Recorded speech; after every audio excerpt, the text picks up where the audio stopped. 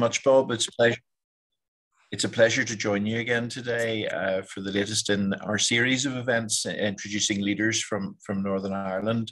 And I'm particularly delighted today to introduce Gordon Lyons, who is our Economy Minister in the Northern Ireland Executive.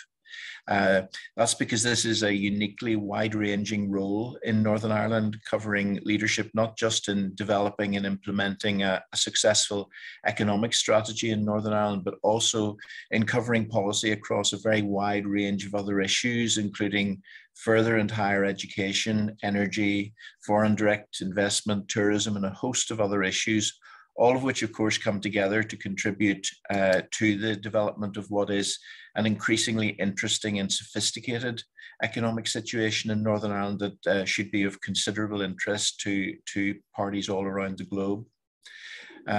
Gordon has been a member of the Northern Ireland Assembly since 2015. He initially served in the Economy Committee and also later as chair of the Procedures Committee there. As a minister in the Executive Office since devolution was restored in January 2020, the minister has provided an important role in making sure that the Executive as a whole continues to function and work effectively. He had a short period as Minister for Agriculture, Environment and Rural Affairs, again a very wide portfolio, before becoming Economy Minister in July 2021. In providing leadership, he has promoted internationally an economy that is increasingly technologically sophisticated, a really interesting place to do business, and importantly, in a very peaceful context. In his time as minister, he has had to inject no less than £500 million into business in Northern Ireland to protect the economy from COVID.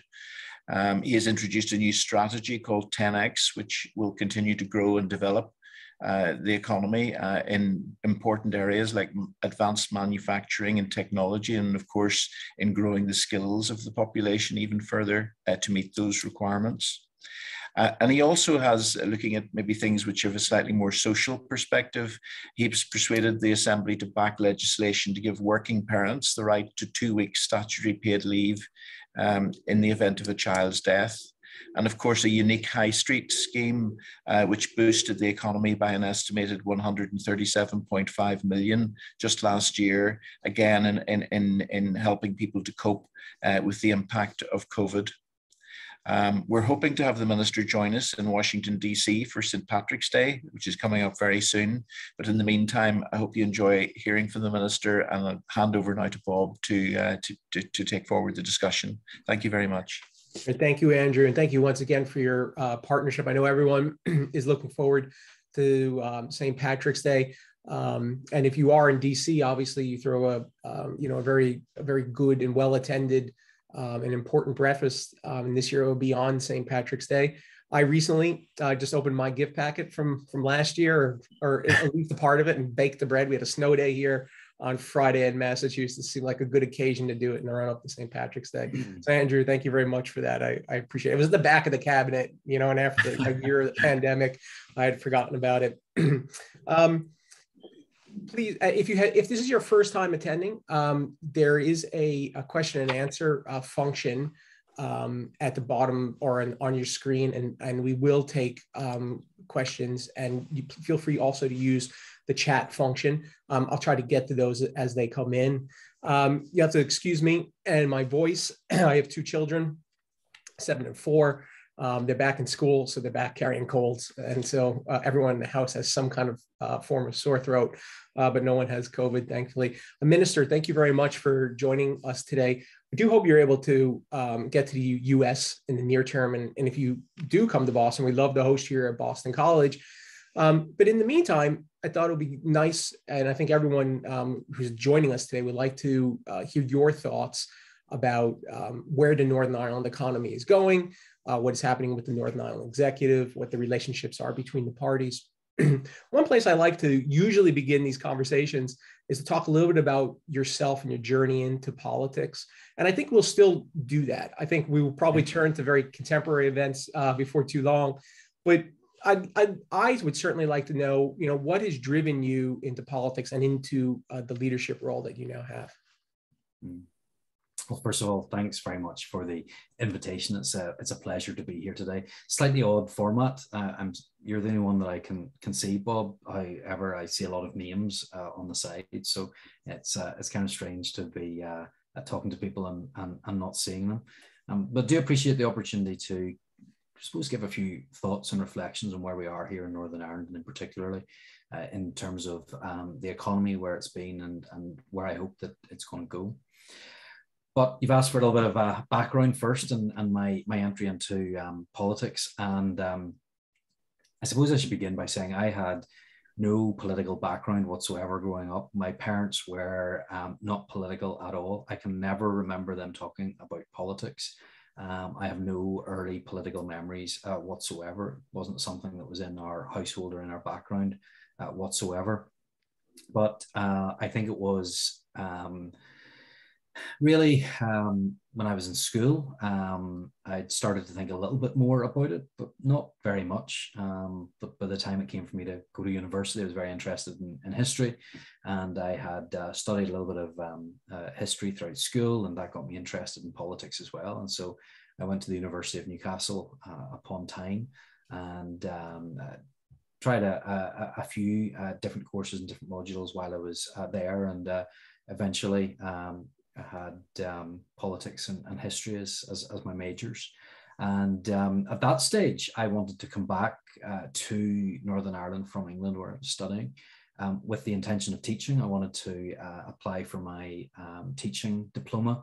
I had an interest in it, and I thought that it would be something that I would like to do. But in the meantime, I started working for a local representative, a local MP. He had offered me a job to go and work for him for 3 months. And I ended up working with him for 5 years, moved to the area that he represented, eventually got elected to the local council. And then after that was elected to the Northern Ireland Assembly, which is where I've served since 2015.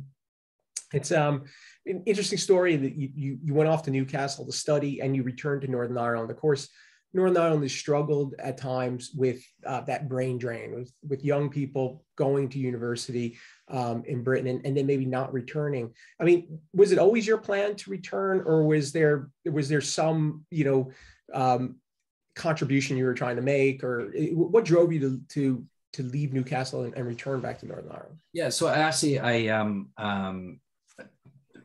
post university did come back to Northern Ireland. I had a job over there. I worked for a telecommunications company, but ultimately I wanted to come back to Northern Ireland because I was interested in coming back to a place that I thought and still very strongly believe is a great place to live, a great place to get a job, a great place to work.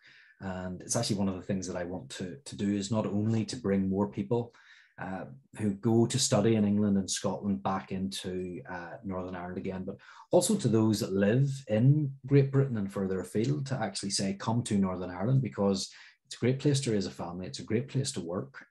Cost of living is much, much cheaper than in other parts of the UK. It's a better quality of life. I think we have a better education system.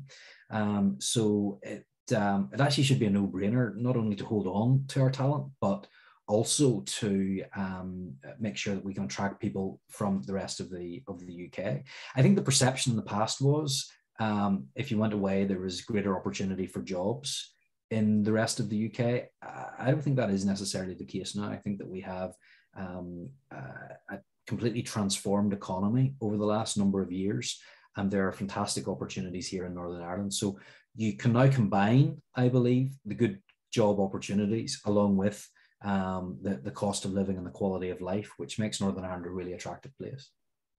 And it's interesting that you've come back to and you found yourself in this role as Minister for the Economy.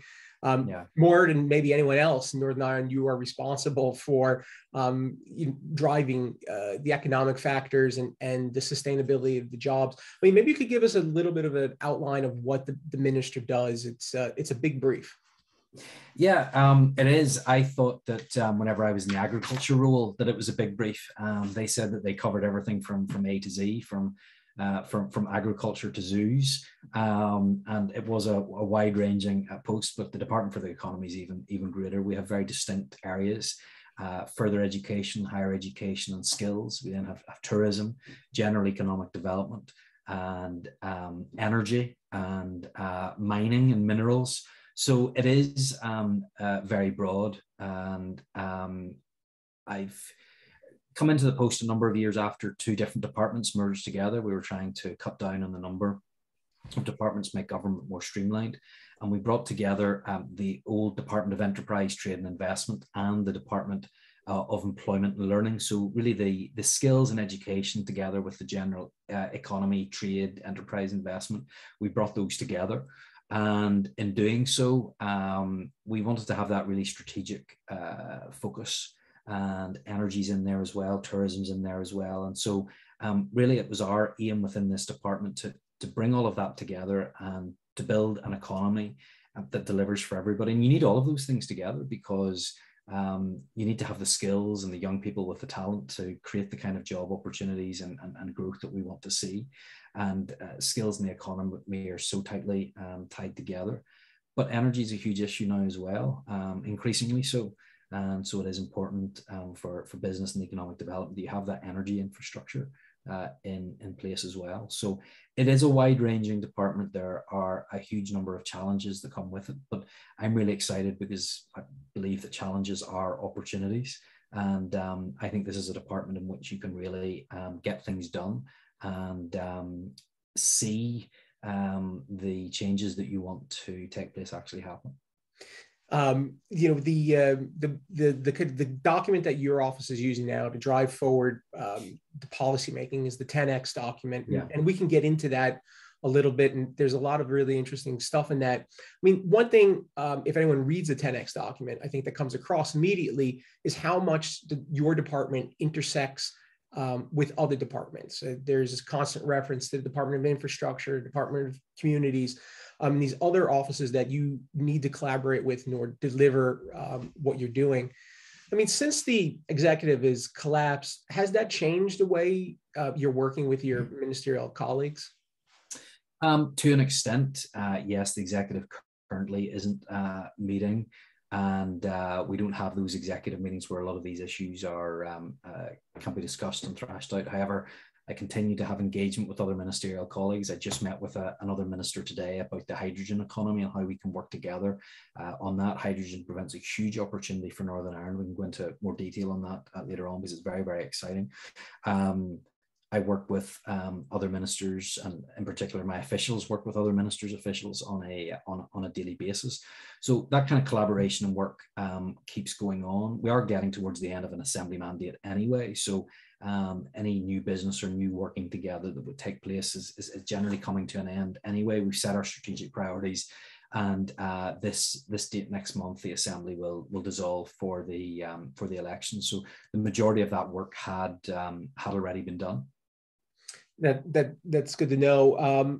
Maybe you could talk a little bit more about that work and that you've been doing up until now.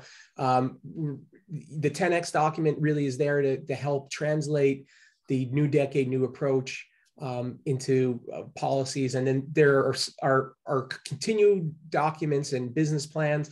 I mean, where do you see yourself in delivering the 10X strategy right now? Yeah, I suppose with New Decade, New Approach, NDNA, that was a political agreement to get us back into government again at the start of 2020. 10X is something that I think goes beyond just the agreements that were originally made within that document. So I like to think of 10X as the spine that holds everything that in my department together. And that work is ongoing and will continue to go on. I want that to be a document that we're continually referring to, and a document that we're continually building on as well. But how do we deliver it? We deliver it through a number of policies that are coming out of it. So think of 10X as our broad economic vision. This is where we want to be. This is our decade of innovation. This is where we are going to focus on those clusters and those sectors and those technologies where we already have had success. And it builds on where we were 100 years ago. We were at the forefront of industry in the world. We were innovators. Think of Kelvin's absolute temperature scale. Think of the Titanic, which was fine, by the way, whenever it left Belfast. It was after that it encountered problems. But we were at the forefront of all of that. And that's where I want to take us back to, that we're being innovators and that we're among the small advanced elite economies in the world. But flowing from all of that, it's not just a visionary document that sits on the shelf. We have put in place strategies and from those action plans that actually deliver what it is that we want to see. So for example, we have skills for a 10x economy. We have our energy document, energy strategy that was just released before Christmas. We have a careers review in place to make sure that our young people know of the opportunities that exist in the 10x economy. We have our TEDx trade and investment plan as well. We have our economic recovery action plan as well, post-COVID, that was put in place. So we have our vision. Flowing from all of that, we have our strategies, and flowing from all of those are definitive action plans, so that we're actually making progress and actually getting things done. And that's what's setting us up, I think, so strongly for the opportunities that are coming now in the next decade. In one of the documents or around 10x, there's a hierarchy of challenges, right? So COVID-19 and the challenges that presented to the economy was part of that. Brexit, megatrends were mentioned as a challenge and headwinds to 10x. I mean, how do you feel over the past, since July, how do you feel that your department has navigated some of those key challenges? Like, for instance, COVID, in delivering on the 10x plan? Yeah, so I would go back to before I was in office. Diane Dodds was in office from January 2020. And I think that not long after that, in March, COVID hit. And I think if you look at the work of the department, we had an immediate response to the pandemic. That resulted in my department through about 40 or 50 different schemes, actually giving direct financial support to businesses through our grant assistance scheme. So we were facing the immediacy of the COVID challenge, and we immediately responded through those grant schemes, and also a lot of support from the UK government through the furlough scheme. So that was the immediate response to the COVID crisis. But we didn't stop there, as I think actually some other government departments were entirely focused on COVID and haven't looked forward. We then had the next step was the medium-term response, which was our economic recovery action plan, and Diane successfully secured £278 million from the Northern Ireland Executive to ensure we deliver on our economic recovery action plan. And that was a plan that included novel ideas to help with skills, to help improve trade and investment, to help businesses become more innovative in that short to medium term. Part of it, and I was actually speaking in the Northern Ireland Assembly about it today, was the High Street scheme. Shops, businesses that had to close were under pressure. I could have given money to them directly, but instead what I did was give everybody in Northern Ireland a prepaid card with £100 on it. So they then went out and spent that money themselves. That meant that we weren't spending money online, but we were taking it to the businesses. People didn't just spend £100, they spent some more. And then additionally as well, people were going back again because they'd been to the shops and the businesses locally they hadn't been to a while, and it was creating a fantastic effect within the economy. So short-term measures in terms of grant assistance, the medium-term economic recovery action plan, which helped build us back to where we had been in 2019 and to start the recovery. And then 10X really plays its role in that longer-term vision of where we need to be and the things that we need to do to get there. In terms of some of those short-term schemes, like the High Street scheme, are those things that you hope will continue, beyond the pandemic, or do you see those as temporary emergency measures only? I think my officials would have a heart attack if I were to say that we're going to put that scheme out again. It was labour intensive. It was very difficult. It was novel. Ultimately, it did achieve what we wanted it to achieve. But that was, I think, an innovative response to the pandemic and to the particular challenges that we were facing at that time. It's not something that we have the money or the resource to do again. But it was about securing businesses and making sure that businesses got through the difficult period. and also to an extent building for the future by making sure that people knew those businesses were there, that they got their opportunity to showcase what they have to offer to bring more people back again. It was also to help business. There was additional funding, for example, made available to help businesses build up websites and to increase their exports, or the amount that they did in terms of business online as well. So it was really that immediate rescue phase. This is more about, okay, let's just make sure you're secured for the future. Let's build a more stable platform for you to build from. And then that's where 10X comes in really transforming our economy. So, here in the US, we're beginning to really think about the days after the pandemic, or as the pandemic wanes. I'm sure you're doing the same in Northern Ireland. I mean, what are you really looking forward to engaging with, in those kind of more stable times in the 10X, and what kinds of policies are you hoping to pursue, following the election, should you return? Yeah, well, for me, it is continuing on 10X. I think we have a plan in place now. And the best thing about 10X is the buy-in that it's got from everybody. It had unanimous support across government. Not always easy to do, to get 5 different political parties that are in government on board, as well as a lot of the other parties that aren't in government said, this is a good program. This is the right vision for Northern Ireland. And I've had other parties, other than my own, saying publicly, look, we need to make sure that this is a strategy that is publicly funded. So I'm really looking forward to, in a sense, building on what we already have. So for example, at the heart of 10X is the idea that we don't take a scattergun approach to economic development, that we don't just, hope it hits somewhere and that we get a few results out of it. What we want to do is look at our key sectors, those sectors where we already are global leaders or have the potential to be global leaders, and really focus on those. So look at the sectors in which we're good at or have the potential to be first class in. Agri-tech, fintech, life and health sciences, advanced manufacturing. Those are the areas where I really want to focus on. And we're already seeing the success of those. So for example, last week, the week before maybe, I was in Dubai. I was able to go to Gulf Food, the world's largest food and drink fair, and where countries across the world are showing their products. Northern Ireland had a fantastic presence on there because people love our food and our drink. They love our milk in particular in the Middle East, and our cream, that seems to be going down well. But we've got world-class whiskey, and we have other fantastic foods. So again, an area of strength, we're showcasing that to the world.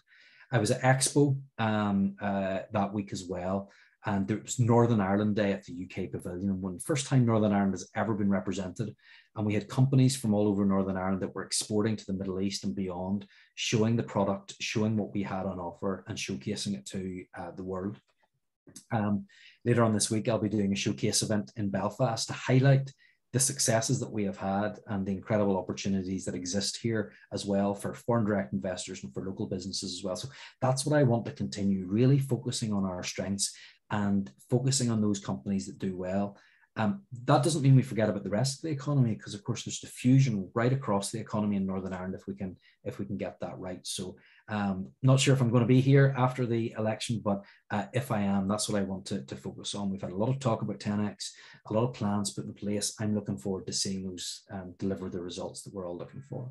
One thing strikes me is when I read the 10X report, and you've outlined the 5 areas already, is that although Northern Ireland has an opportunity to be world leading in any one of these 5 areas, there's a lot of competition. A lot of other cities and regions are looking at fintech here in Boston, of course, life sciences, Boston, digital and ICT, San Francisco. I mean, is there something additional that Northern Ireland brings to it in terms of the way 10X is structured, or in the way the economy and the culture is structured, that will allow Northern Ireland really to excel against its competitors in these spaces, do you think? Yeah, absolutely. And this is one of the reasons why I think Invest in Northern Ireland, our economic development agency, has such an easy job, is because look at the talent that we have. It's one of our greatest resources. It is our greatest resource. We have a fantastic education system here in Northern Ireland, and we have the skills that companies are looking for. We have that work ethic as well. Don't just take my word for it. Look at the 1,100 companies that have come to invest in Northern Ireland in recent years. Look at the fact that they're coming back again to reinvest. They like the skills. They like the support that we can offer. Skills continues to be a challenge. We need to keep pumping those out. We need to have that skills pipeline, absolutely. But I think that our talent sets us apart. Our cost of doing business sets us apart as well. I think actually the fact that we're a small country really is to our advantage and to our benefit. So look at companies that have invested in the past and have come back again. They say to me, we're coming back because of, for example, our Assured Skills program. Our Assured Skills academies exist to make sure that we have that level of skills that companies need. So it's a great example, because we're small, of how universities, businesses, and government can work together to ensure that companies have what they need. So a business can come to me and they say, we're having a shortage right now of people with X, Y, or Z skills. We speak to the universities, and between the three of us, we get very quickly the training and capacity that is needed in place. But that's invaluable. And I've had major investors come to me and say the reason why we're back again is because of the support that we can get from government. So that's a huge selling point for us as well. And that's why you'll see Northern Ireland so well represented across the world in terms of our offices. The work that we're doing to promote ourselves is because we have a product that sells. We're good at it, and we need to keep doing it. Just to kind of follow on just very briefly on that, it's been in the news for anyone who's been following it recently that aspects in Invest NI's budget haven't been able to be realized. I think you said this morning or yesterday that you hope that this will be resolved in the near term. I mean, what's the challenge for you and for your department right now in delivering on these aspects for the Invest NI budget? Yeah, well, I think if you look, since devolution returned to Northern Ireland in 2007, we've always had an executive and a finance minister that have placed the economy at the heart of everything that we do, and at the heart of the budget as well. And, you know, you touched on it earlier on about how the work of my department sort of infiltrates into every other department, and it does, directly or indirectly. The focus has been put recently on health and the need to ensure that the health service has enough money and the capability to deal with the pressures that we're facing, especially post-COVID. But I believe that my department helps towards that in the long term as well, because the research and the information that we have is very clear. If someone has a job, and a well-paying job, if people have skills, they're going to be far more healthy for any number of reasons. So the finance minister brought forward a budget that basically said, we want to prioritize health, therefore I'm cutting the budgets of everybody else and we're giving it to health. Now, that's not the type of approach I believe that we should take towards budgets. In fact, the finance minister's own fiscal council said that a strategic approach hasn't been taken to the budget. So I've been in the position over the last number of months where we've had to put a pause on the direct financial support that goes to companies that are coming to Northern Ireland. In the coming days, I hope that that is going to change. We don't have budget certainty. The budget that the finance minister proposed was never going to get majority support in the executive, never mind cross-community support, which is required. That's what put us in a difficult position. But I want to make sure that after the election, the next executive properly funds 10X. Everybody's talking about how much they agree with it, but they need to support that with funding and with finance. So I don't want to be in the position where we're not giving that support financially.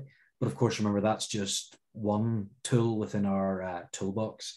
We've got all of the other things that I already mentioned, which contribute to why we have been the most successful part of the UK outside of London in attracting foreign direct investment. So we need to see that continue, and the right focus be put on the department for the economy, because if we have a healthy economy, we have a healthy society as well. I want to remind those who tuned in that they can ask questions via the Q&A function or the chat function. I hope to see some of those soon. Minister, you maybe could talk a little bit about that partnership that your department has with higher education or the further education. Recently, you launched a hydrogen training academy, for instance, and you already mentioned the hydrogen economy. How have you found it working with educational institutions to, help them align with, departmental priorities around the economy? That's always been a challenge here, for instance, in the United States, in that, educational institutions maybe can't move as quickly as, economic policy. So, what are the sort of things that you're doing that enable things like the hydrogen training program to be delivered? Yeah, so I think we're actually in a position where there is good collaboration and working together. The universities saw the potential within 10X, have signed up to it. I don't think that we were on entirely different paths to begin with. They recognize the need to be lined up to the economy. They recognize the need to be ahead of others in order to succeed, in order to thrive, to see where the opportunities are coming in the future and to respond to that. The universities have been very good at telling me, for example, about, here's where the shortage exists within the workforce. Here's where we're oversupplied. Here's where we're undersupplied. So I think they get it. I think they get where the economy is at right now and what they need to do. I think it is helpful. I think it has been a good move, placing the universities together with the economy under my ministerial responsibilities, because I have that frequent relationship with, for example, the two vice chancellors of the universities. I've met up with them many, many times since taking on this role, and we can have those conversations and those discussions about where things are going. So I think it is working well. I think if you actually look at the City Deals projects as well, huge investment coming from the UK government to enable these city deals to come together, and the universities are playing a huge role in that. Fantastic example of how we're working together. But I think as well, we have very forward-thinking universities in Northern Ireland. They're also linking up with other institutions across the world as well to make sure they're as competitive as possible. Again, in Dubai, and both of our universities are establishing links or have established links with universities out there. And it's something that I'm really, really pleased and proud of, is the quality of education and the leadership of those institutions as well. Ian Greer was a previous guest, and he spoke quite a lot about the city deals. But one interesting aspect that came out of the city deals was the focus on infrastructure in a lot of different ways. And I know that you've been quite involved in project, is it Stratum, the extension of the broadband network into rural areas. I mean, what's the status of that project now, and what's its potential in the future? Yeah, so in 2017, my party held the balance of power after the Westminster election in the UK, and we were doing a deal with the Conservative government, and that we negotiated the confidence and supply agreement. And in that agreement, we requested and secured £150 million for broadband in Northern Ireland. Government department added an extra 15 million, meant it was 165 million pounds to improve broadband provision in Northern Ireland. I have since managed to secure an additional 32 million pounds for that. So close to 200 million pounds has been secured for what we call Project Stratum. And that essentially now will result in 85,000 additional premises in Northern Ireland, business and domestic, that previously had zero access to broadband, now getting super fast broadband. That has transformed and will transform many parts of Northern Ireland, in particular the West, where most of this investment is actually going. And like, the research is clear. If you have better broadband, your businesses are more efficient, children have better outcomes. It's better for everybody. So not only did we negotiate that, secure that, and are now implementing it, we already have 22,000 properties connected. We are right on schedule, and we will have the original cohort of 75,000 or so by 2024, and the new ones that I've just announced within the last few weeks will be done by 2025. Again, it's one of the other reasons investors what investors tell me is among the most important things they have is connectivity. And now almost anywhere you are in Northern Ireland, you'll have that broadband. And it now means that we will be among the best connected regions in the world. It's a constant challenge, I think, for any advanced economy is to extend that broadband, especially that last mile. So it sounds like the project is quite impactful. As you talked about coming out of the confidence and supply agreement. As part of that, of course, we've seen the UK exit from the European Union. And recently, you were talking about this. You were talking about some of the challenges of the protocol, and you said essentially that the protocol is restricting the growth of the Northern Irish economy, and that Northern Ireland should have the best of both worlds and access to both the UK and European Union markets. But right now, it's confined to the worst of all worlds. I think you said in the speech. I mean, right now the discussions on the protocol, they're out of your hands in particular. What are you hoping, those conversations develop, and and how are you hoping to develop? I guess specifically, I'm kind of curious about the timing of it. I mean, when do conversations need to reach an adequate solution or conclusion for you, and how does that relate to the forthcoming elections in May? A few questions in there, I know, but maybe you could start with some of the challenges of Brexit for your department. Yeah, I think the greatest challenge that we are there are a number of issues. Of course, there are. Whenever you leave an organization like the European Union, there are a number of disruptions until you can get things settled and ironed out. But of course, the biggest challenge for us right now is the Northern Ireland Protocol. It has resulted in trade between Northern Ireland and the Republic of Ireland and the EU. There's no change compared to what was there before. However, our largest market is our internal market of the United Kingdom, and that has caused a number of difficulties because it requires Northern Ireland to be treated very differently from the rest of the UK.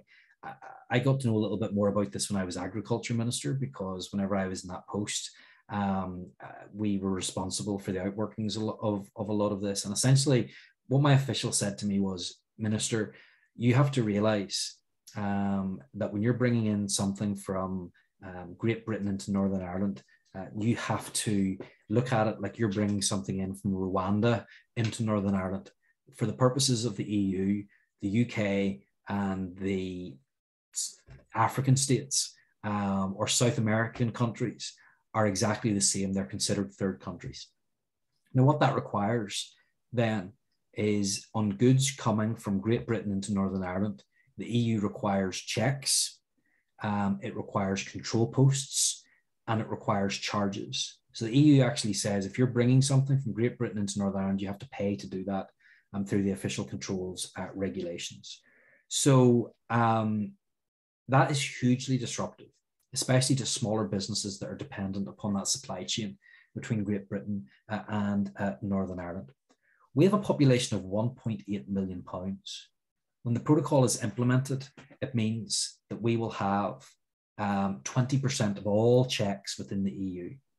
All checks within the EU. So that's, think of all of the points of entry into the EU along the eastern border, along airports and ports throughout Europe. 1 in 5 checks will be done between Great Britain and Northern Ireland, an internal market of the United Kingdom. So that's creating huge challenges. That is all being supported right now by 14 different grace periods or mitigations that are in place, including a trader support system, a system that was put in place to help ease trade between Great Britain and Northern Ireland. And it has so far cost over £500 million. So that's a big challenge for us right now. And imagine if that kind of paperwork or those sort of checks were in place between Maine and New Hampshire, or between Oregon and California. That's what it's like for us. It's the internal market of the United Kingdom, and it's been disrupted. I had one mid-sized company say to me last week that they have had to hire an additional 9 members of staff to deal with the paperwork for goods that are coming from Great Britain into Northern Ireland and have no intention of leaving Northern Ireland to go anywhere else. I don't want to see the single market of the EU at risk. I have no intention of creating any backdoors there. But for goods that are coming from Great Britain to Northern Ireland, staying in Northern Ireland, there needs to be a different system in place. I know that was a long answer to your question, but essentially, what am I hoping to achieve from the negotiations? I want Northern Ireland to have the ease of access that it did to its own country, the way that it did 2 years ago. A few questions have come in, one on Brexit in particular. One of the viewers would like to know, what do you anticipate will happen post protocol negotiations to trade between the Republic of Ireland and Northern Ireland? So they recognize that trade has increased on the island in a post-Brexit context. I mean, what do you think will happen? I think this question is probably driven by business people trying to figure out generally, what the future, holds and the way patterns of the economy are going to develop. Yeah, of course. Why did that happen? Why are we now seeing this huge increase in trade between Great Britain and Northern Ireland?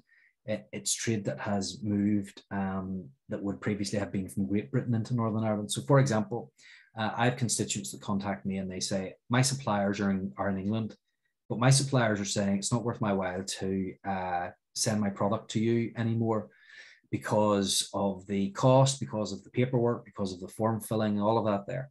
So I'm not going to trade with you anymore. Sorry, find somebody else. And that requires that business or that individual in Northern Ireland to source their product from somewhere else, perhaps from the Republic of Ireland instead. That's what's causing the huge increase in the figures. It doesn't mean that it's better for the business. It doesn't mean that it's cheaper for them. It doesn't mean that it's more efficient than it would have been before with the rest of the UK. It just means in the context of Brexit or in the context of the protocol that has come in, that is the issue instead. So, of course, there's going to be a distortion of trade as a result. It's one of the reasons actually why the UK government has said that they could trigger Article 16, which overrides parts of the Northern Ireland protocol if there is a distortion of trade, because clearly that wasn't the intent. The fact that they put that in there made them think, look, they didn't think that this was going to happen. It has happened, which is why the situation is so serious. And that's why I have so many companies and businesses saying to me, the cost of the protocol is driving up my business costs. And the figure that I have received has been up to 10 or 20% is the direct increased costs of the protocol. That's a big problem for businesses. And for many, that's their profit margin wiped out. Thank you. There's another question that's come in relation to 10X and infrastructure. The question says there's a lot of talk in 10X about infrastructure, but not about electricity, water, and waste. And this viewer wants to know, why is this not a strategic a priority? Well, it absolutely is a priority. In fact, although certain parts of infrastructure, such as Northern Ireland Water, come under the Department for Infrastructure, I think if you look at what is in my energy strategy, I think it addresses a lot of those issues and challenges that he is probably talking about. So I'm very proud of the energy strategy that I was able to put in place in December last year. It increases our renewables target to 70%.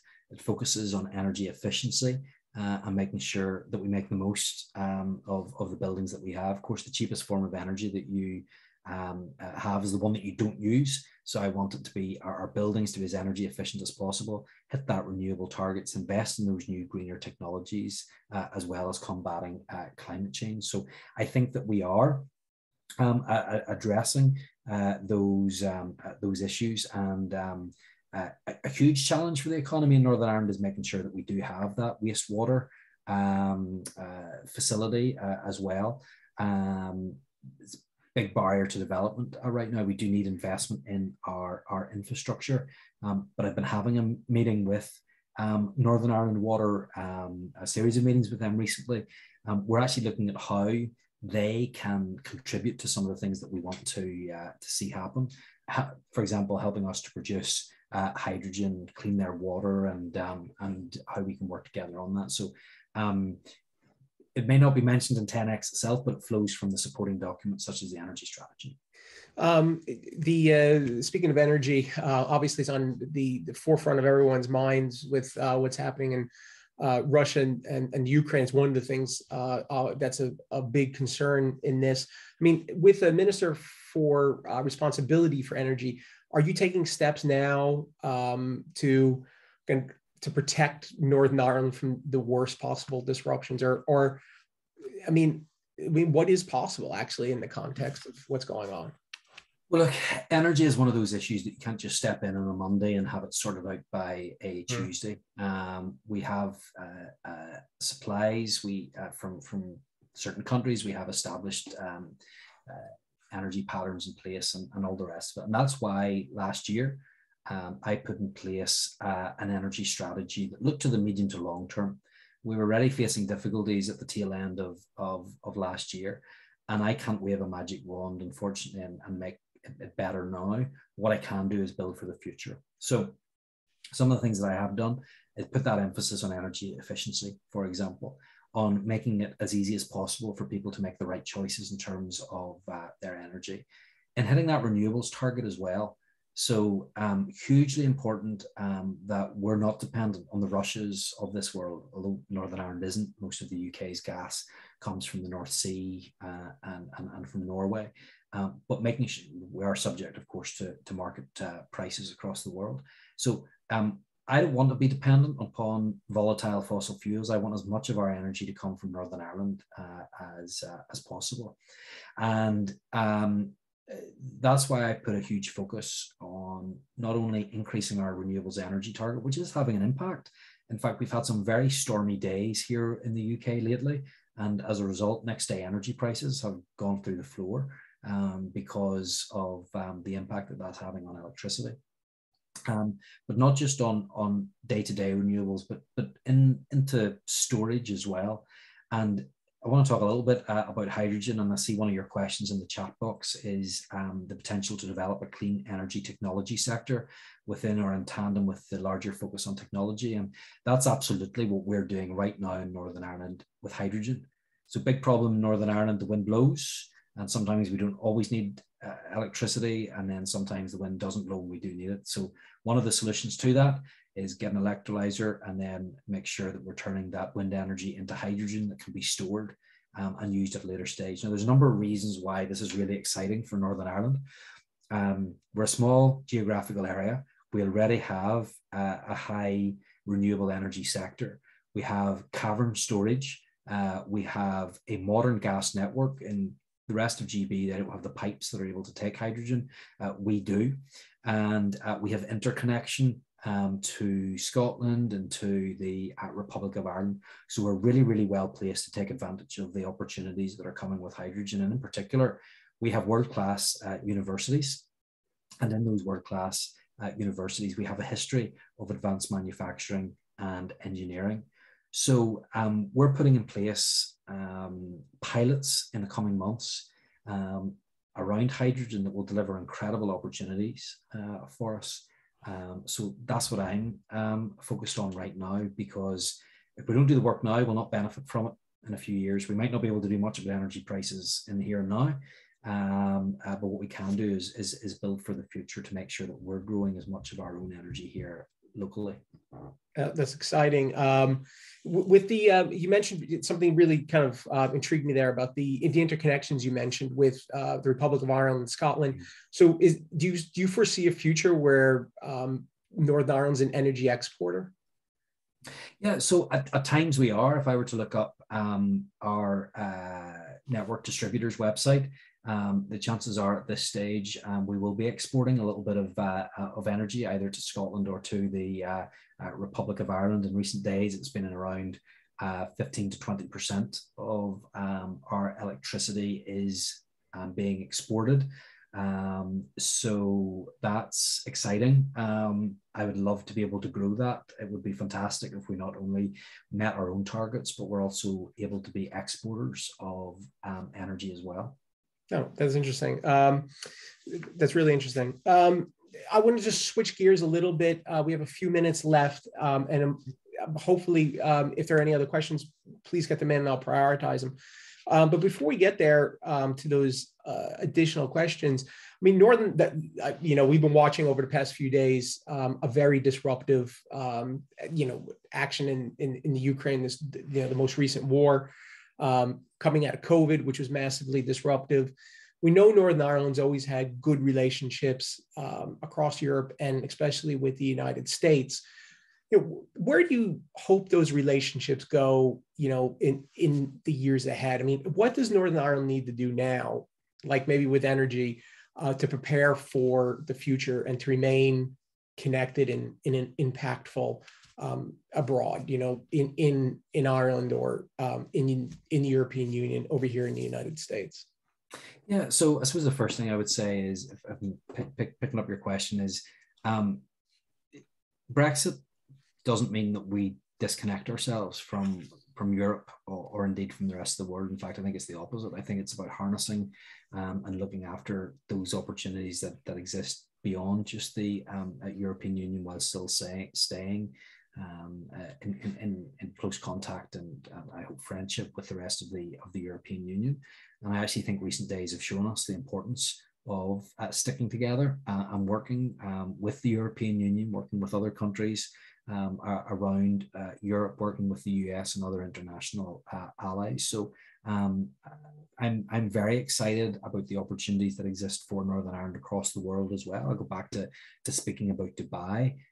The interest that we were getting were from people that had no connection with Northern Ireland before, maybe hadn't had much experience of working with Northern Ireland. So I want to continue to get ourselves out there on the world stage and show what we have to offer. The United States remains a hugely important partner, hugely important for trade in particular. I want to see that grow and that continue. I suppose from a unionist perspective, I would like to see a greater understanding of unionism and unionists in Northern Ireland. I think that nationalist parties and nationalist politicians have done a very good job in influencing the debate in the United States of America. And I'd be very keen that we continue to have engagement with the US to promote our views and to promote the stands that we take. I think on Brexit in particularly, it's been very unhelpful. The one-sided approach, talking about the Good Friday Agreement and things that are in the Good Friday Agreement that actually aren't in the Good Friday Agreement, talking about the border and the need to ensure that there's no border on the island of Ireland to preserve the Good Friday Agreement, but the protocol actually creates one in the Irish Sea. So certainly from that political point of view of my party, there needs to be that greater engagement and understanding that there are different traditions in Northern Ireland. And I believe that we only move forward together as a country when everybody feels involved in the process. If there's one side or the other that's left behind, that is not helpful for the type of society that we want to create. It's been a difficult 2 years, I think, for communities here, diaspora communities that have an interest in remaining in connection with, their family and their work colleagues in Northern Ireland. It's been 2 years. There really haven't been any big delegations coming this way. What are your plans for St. Patrick's Day? Andrew mentioned it off the top. He hopes that you're here in the United States. Do you think the executive will have a delegation here, that ministers will travel? Well, I certainly hope to anyway, and hope that brings some comfort to those on the call that are hoping to see a delegation from the executive. I'll certainly be there because, I haven't had the opportunity to travel to the United States as minister in this role yet. I think it's important that I do that. I think it's important that we have the opportunity to showcase what is going on in Northern Ireland and the plans that we have for the future as well. So I hope to have some exciting job announcements to make to deepen those economic ties between Northern Ireland and the US, but as well to have some of those engagements that we haven't been able to have over the last couple of years as a result of the pandemic. And so that we can continue to tell our story. In particular, I would love those on this call to be aware of Northern Ireland Connections. Hopefully many of them have already, but a great way in which we can keep connected with people back home and perhaps have an opportunity to tell others in the US as well, and through that body, about how great a place Northern Ireland is. Yeah, it'll be exciting to have more delegations out this way. And there are a few, I think some of your colleagues from, or some, neighbors of yours in Belfast from the Catalyst, the incubation center will be coming out to Boston very soon. And it's exciting to see those, there's a high impactful visits for the people who participate in those programs.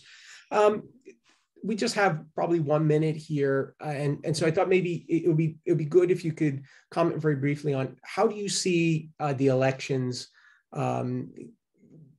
for the DUP in May. A recent poll had a drop in support for the DUP. I mean, is that a reasonable assumption, or do you hope to gain ground on what the poll had indicated? Yeah, no, I do hope that we will gain ground. I think that we will as well. It has been an extremely disruptive number of years. The protocol has created a lot of difficulties, especially in the unionist community in Northern Ireland, what is affecting cost of living, for example, for everybody. But I think that ultimately elections are about choices, about where you want to be in the future. And the direction that you want the country to go in. And ultimately, I believe that were Sinn Féin to become the largest party, that would be disruptive for Northern Ireland, increased calls for a border pool and all of the instability that would come from that. And ultimately, when we paint our vision for Northern Ireland, the minds are starting to be focused. I think that we will get that support. Polls have often underestimated us in the past. But I think if you look at the polls that actually have some credibility, I think you will see a very close polling situation right now. And I think when the campaign gets underway, I think you will see it as a very different outcome from what many commentators are predicting. Okay, well, thank you, Minister, for joining us today. I do appreciate it very much. Thank you, everyone, for submitting your questions and staying with us through this hour. It's been really interesting working through the 10X document and some of the other policy priorities that you have. I hope to see you out here in the United States, if not at St. Patrick's Day, sometime soon after that. I think people here, especially in Boston, are eager to re-engage with everyone across the political spectrum in Northern Ireland for everyone's mutual benefit. So thank you very much for your time today. That's great. Thank you very much. Thanks, everybody. Okay, take care. Bye-bye.